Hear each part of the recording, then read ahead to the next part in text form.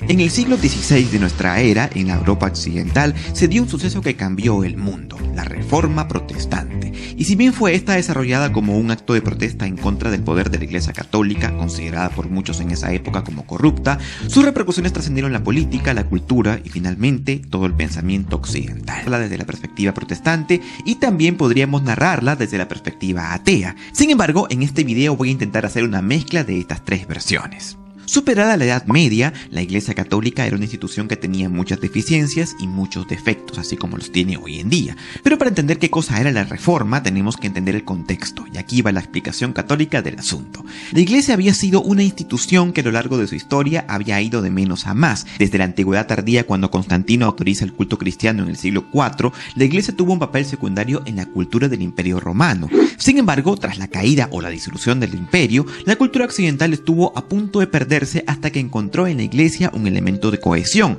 lo cual describe bastante bien el papel del cristianismo en la Edad Media. Pero desafortunadamente, como el clero llegó a gozar de indulgencia, tenía que ver con la riqueza, de modo que si tú te querías salvar en el más allá, pues la Iglesia Católica te decía que eso tiene un precio. Dime cuánto tienes y yo te perdonaré todos tus pecados.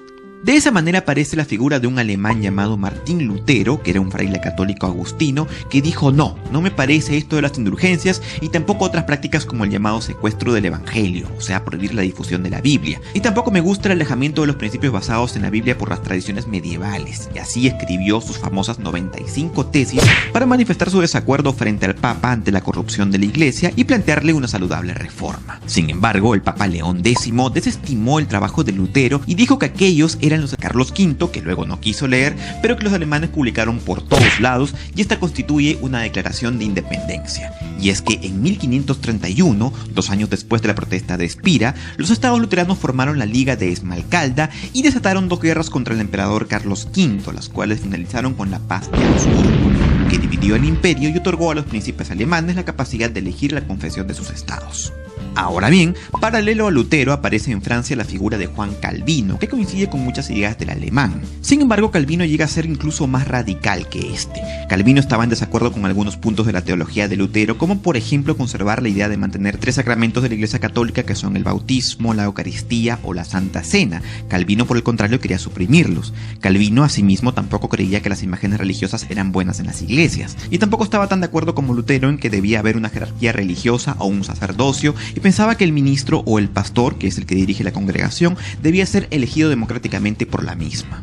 Sin embargo, como Francia era bien católica, Calvino fue perseguido por sus ideas y tuvo que escapar a Suiza, donde funda su iglesia calvinista. Hay que decir que Calvino tampoco la tuvo fácil, ya que tuvo varios problemas con la autoridad en Ginebra, ya que Calvino creía que la única forma de extender su doctrina era hacer que el Estado funcione en un sistema teocrático, lo cual no se lo permitieron del todo. Pero bueno, lo interesante del caso es que Calvino, aún así, acabó por hacer de Ginebra una ciudad muy importante para el movimiento misionero protestante, que extendió posteriormente la iglesia calvinista por toda Europa.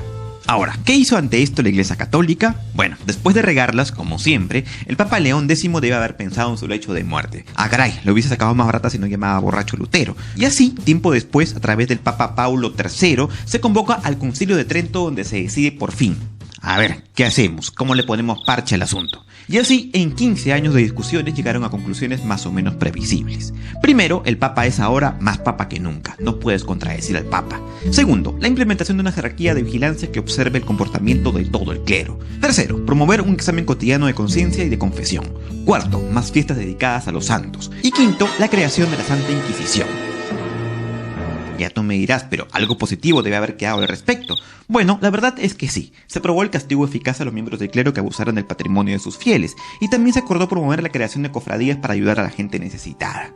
Así que, aunque en definitiva la iglesia no dio mucho su brazo a torcer, algo de orden interno impuso, aunque sea por la fuerza. Y sí, puede que parezca poco, pero a veces es todo lo que hace falta, incluso si lo pensamos el día de hoy, cuando vemos a una iglesia muy cuestionada por predicar un código moral que enjuicia las libertades individuales e incluso de los no